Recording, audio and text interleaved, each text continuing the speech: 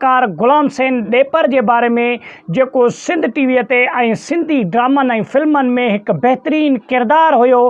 अज उन वीडियो में इन वीडियो में गाल कंदासीं मुकम्मल डिटेल गुलाम सैन ॾेपर केर किथां जो गुलाम सैन ॾेपर कॾहिं दुनिया में वफ़ात कई कहिड़ी फिल्म हुई जिन्हनि जी शूटिंग हले पई उन शूटिंग के दौरान गुलाम सैन ॾेपर इन दुनिया में वफ़ात कयो उन सां छा मामलो थियो तफ़सीली वीडियो में गाल कंदासीं। वीडियो किथां सुठो लगे लाइक ऐं शेयर कयो, चैनल के सब्सक्राइब कयो, सुठो कमेंट ॾेई पंहिंजे राय जो इज़हार लाज़मी ॾींदा। दोस्तों गुलाम सैन ॾेपर खोड़ सारियूं फिल्मूं कम कयो, खोड़ सारनि फिल्मनि में सिंधी फिल्मनि में जिन्हनि में हो पेरीअ जो रोल भी हुन बेहतरीन अदा कयो।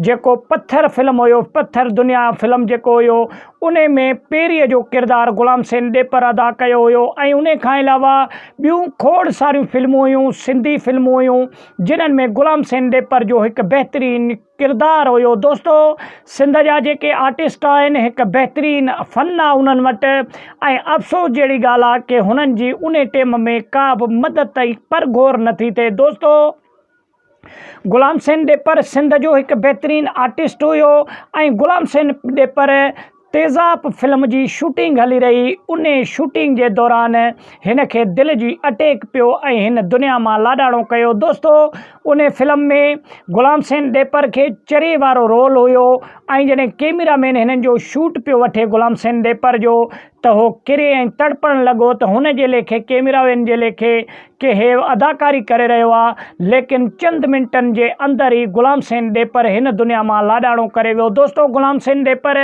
जेको आहे सो ज़िले कंबर जो रहाकू हुयो ऐं गुलाम सैन ॾेपर जूं शादियूं थियल हुयूं ऐं गुलाम सैन ॾेपर के औलाद भी हुयो। दोस्तों गुलाम सैन ॾेपर एक बेहतरीन सिंध जो अदाकार ऐं खोड़ सारा हुन पंहिंजी कैरियर जो आगाज़ स्टेट ड्रामन मां कयो।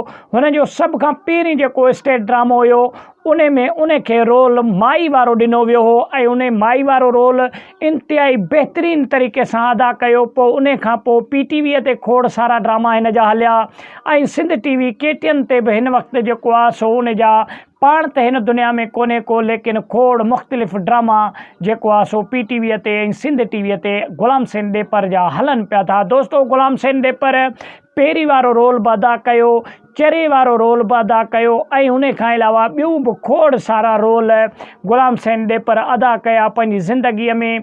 ऐं ड्रामन सीरियल में गुलाम सैन ॾेपर एक अहिड़ो किरदार हुयो जंहिंखां अलावा ड्रामन जो वजूद ही नामुमकिन हुयो। ईअं सम्झो छाजे करे हर किरदार ऐं हर आर्टिस्ट जो पंहिंजो हिकिड़ो वैल्यू हूंदो आहे ऐं पंहिंजो हिकिड़ो किरदार हूंदो आहे। दोस्तों सिंध में तो एक बेहतरीन ऐं जेको आहे सो हिक ॿिए खां वधीक आर्टिस्ट मौजूद आहिनि, लेकिन हर आर्टिस्ट जो पंहिंजो तरीक़ेकार हूंदो आहे अदाकारीअ जो ऐं पंहिंजो तरीक़ेकार हूंदो आहे शूटिंग जेको आहे सो ड्रामे में कम करण जो। गुलाम सैन ॾेपर जे बारे में नेक्स्ट वीडियो खणी ईंदासीं तो उन जी जनाज़े नमाज़ किथे थी ऐं उन जे जनाज़े नमाज़ में कहिड़ा कहिड़ा माण्हू शरीक थिया तफ़सीली वीडियो में ॻाल्हि कंदासीं। नेक्स्ट इंशाअल्लाह पंहिंजे चैनल ते आणींदासीं। वीडियो किथां सुठो लगे लाइक ऐं शेयर कयो, चैनल के सब्सक्राइब करे सुठो कमेंट ॾेई पंहिंजे राय जो